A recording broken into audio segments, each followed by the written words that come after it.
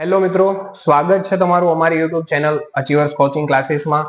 આપણે આના આગળના વિડીયોમાં મળ્યા હતા કે જેની અંદર ગાલા અસાઇનમેન્ટ વિશેના સોલ્યુશન માટે વાતચીત કરી હતી, જેમાં પ્રકરણ નંબર 1 નું સોલ્યુશન આપણે જોયું હતું. આજે પ્રકરણ નંબર 2 નું સોલ્યુશન આપણે અહીંયા તમારી સમક્ષ લઈને આવી ચૂક્યા છીએ. પ્રકરણનું નામ છે એસિડ, બેઝ અને ક્ષાર. તો એની અંદર પણ તમને આ જ પ્રકારે અમુક પ્રશ્નો આપેલા છે જે 2 માર્ક્સ ની અંદર પૂછાય છે. જેમાંથી સૌપ્રથમ આપણો પ્રશ્ન એવો છે કે ભાઈ તટસ્થીકરણ પ્રક્રિયા કોને કહે છે, ઉદાહરણ આપીને સમજાવવાનું છે.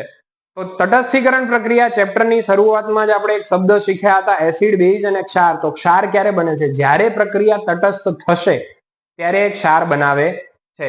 તો જ્યારે ભાઈ એસિડ અને બેઝ બંને વચ્ચે પ્રક્રિયા થાય તો એ ક્ષાર અને પાણીમાં રૂપાંતરિત થાય છે. તો અહીંયા એસિડ સ્વરૂપે આપણને આપેલું છે HCl અને બેઝ સ્વરૂપે આપણને આપેલું છે NaOH. તો જ્યારે HCl અને NaOH વચ્ચે આપણે પ્રક્રિયા કરાવીશું તો એમાંથી બનશે NaCl અને H2O. તો આ NaCl એટલે કે સોડિયમ ક્લોરાઇડ, H2O એટલે પાણી. તો ટૂંકમાં સાદી પ્રક્રિયા લખવામાં આવે તો કે ભાઈ એસિડ અને બેઝ સાથે પ્રક્રિયા થઈને ક્ષાર અને પાણી બનાવે છે. ત્યાર પછી બીજો પ્રશ્ન આપણા માટે છે કે શા માટે એસિડનું જલીય દ્રાવણ એ વિદ્યુતનું વહન કરે છે?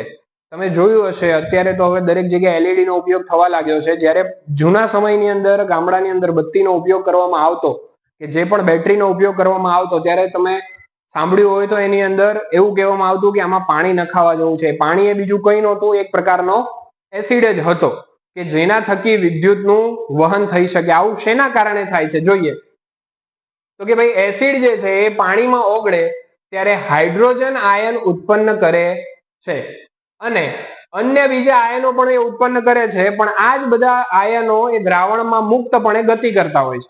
હવે આ મુક્તપણે ગતિ કરે છે જેના પરિણામે એમની સાથે વિદ્યુતનું વહન થાય છે. તેથી એસિડનું જલીય દ્રાવણ એ વિદ્યુતનું વહન કરે છે.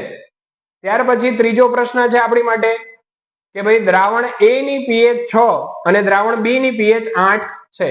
તમને બે દ્રાવણો વચ્ચેની pH આપી દીધેલી છે. હવે એ pH પરથી આપણે સમજાવવાનું છે કે દ્રાવણનો સ્વભાવ શું હશે. તો pH 6 અને pH 8. તો જનરલી આપણે જાણીએ છીએ pH માપક્રમ જે છે એ 0 થી શરૂ કરીને કેટલા સુધી છે? 14 સુધીનો pH માપક્રમ છે, જેમાં 0 થી 7 હોય તો એસિડ, 7 થી 14 હોય તો બેઝ અને 7 હોય તો આપણે એને તટસ્થ માનીએ છીએ. તો અહીંયા એસિડિક દ્રાવણ આપેલું છે જે pH 6 છે એ તમારું શું બનાવશે? તો એ એસિડિક દ્રાવણ છે. 8 જે pH ધરાવે છે દ્રાવણ B એ તમારું બેઝિક દ્રાવણ છે. આમ pH જેટલી ઓછી હોય એટલા H+ આયનની સાંદ્રતા વધે છે, જેના પરિણામે આપણે એને એસિડિક છે એવું કહી શકીએ છીએ. ત્યાર પછી પ્રશ્ન નંબર 3 કે ભાઈ તાજા દૂધની pH 6 છે, જો તેનું દહીંમાં રૂપાંતરણ થાય તો pH માં શું ફેરફાર થાય? તમે દરેક જણાએ તમારા ઘરે મમ્મીને દૂધમાંથી દહીં બનાવતા જોયા હશે. રાત્રે દૂધની તપેલી ભરીને એને મૂકી દેવામાં આવતું હોય છે, બીજા દિવસે સવારે દહીં થઈ જાય છે. એટલે તમારા માટે આશ્ચર્ય છે, પણ એના પાછળ પણ રાસાયણિક પ્રક્રિયા જવાબદાર છે. એની અંદર શું થાય છે? તો એ દૂધની અંદર થોડુંક દહીં અથવા તો થોડીક છાશ ઉમેરવામાં આવે છે અને આના પરિણામે જ્યારે દૂધને બહાર મૂકવામાં આવે તો એ લેક્ટિક એસિડમાં કન્વર્ટ થાય, લેક્ટોઝ નામના બેક્ટેરિયા અંદર પેદા થાય અને જેના પરિણામે દૂધમાંથી દહીંમાં રૂપાંતરણ થતું હોય છે. તો શું થાય છે જોઈએ તો કે ભાઈ દૂધનું દહીં બનતી વખતે લેક્ટિક એસિડ બને છે અને તેથી દહીંની એસિડિટી વધે છે, એની pH ઘટે છે.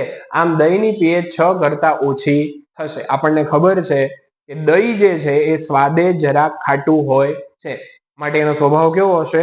એસિડિક સ્વભાવ ધરાવે છે. ત્યાર પછીનો એક પ્રશ્ન છે કે જેમાં અલગ અલગ જુદા જુદા તમને દ્રાવણ આપેલા છે. 4 દ્રાવણની વાત કરી છે, A, B, C, D. દરેકની pH આપેલી છે અનુક્રમે 4, 1, 11 અને 7. તો એના પરથી આપણને 4 પ્રશ્નો પૂછવામાં આવ્યા છે અને 4 પ્રશ્નોનું આપણે નિરાકરણ લાવીએ તો જેમ કે એવું પૂછ્યું છે કે તટસ્થ કયું હશે? બરાબર. તો આપણને હમણાં જે પ્રમાણે વાત કરી કે ભાઈ pH માપક્રમ છે એ 0 થી શરૂ કરીને 14 સુધીનો છે, જેમાં 0 થી શરૂ કરીને 7 સુધી જે છે એ આપણો એસિડિક સ્વભાવ ધરાવતા હોય છે, જ્યારે 7 થી શરૂ કરીને 14 સુધીના જે છે એ આપણો બેઝિક સ્વભાવ ધરાવતા હોય છે, અને 7 જે છે જેને આપણે ન્યુટ્રલ અથવા તો તટસ્થ એવું નામ આપીએ છીએ. તો એની અંદર તટસ્થ કોને કહીશું? તો ડી જે છે એની પીએચ આપણને 7 આપેલી છે, માટે જે આપણું દ્રાવણ ડી છે એ આપણા માટે તટસ્થ થશે. પ્રબળ બેઝિક કોને કહીશું? તો જેની પીએચ 7 કરતા વધારે હોય એવું કોણ છે? 11. તો એ દ્રાવણ કયું છે? દ્રાવણ સી. તો દ્રાવણ સી એ જે છે આપણા માટે પ્રબળ બેઝિક થશે. પ્રબળ એસિડિક કયું થશે? તો હવે અહીંયા એસિડની બે પીએચ તમને આપેલી છે, 4 અને 1, જેની અંદર 1 પીએચ એ સૌથી ઓછી ગણાય, માટે એ સૌથી વધારે એસિડિક હશે. પીએચ માપક્રમમાં પીએચ નંબર જે પ્રમાણે ઓછો એ પ્રમાણે એની એસિડિકતા વધારે હોય છે, માટે પ્રબળ એસિડિક સ્વભાવ કોનો થશે? તો જેની પીએચ 1 છે એવું કોણ છે? પદાર્થ આપણો બી. ત્યાર પછી નિર્બળ એસિડ કોણ હશે? તો બે જ એસિડ આપણા પાસે હતા, એકની પીએચ 4 છે, એકની 1 છે. તો 4 વાળો છે આના મુકાબલામાં કેવો થશે? નિર્બળ એસિડ બનશે. હવે આપણા આ ટોપિકનો છેલ્લો પ્રશ્ન કે શા માટે દહીં અને ખાટા પદાર્થોને પિત્તળ જેવા તાંબાના વાસણમાં ન રાખવા જોઈએ? શું થાય છે?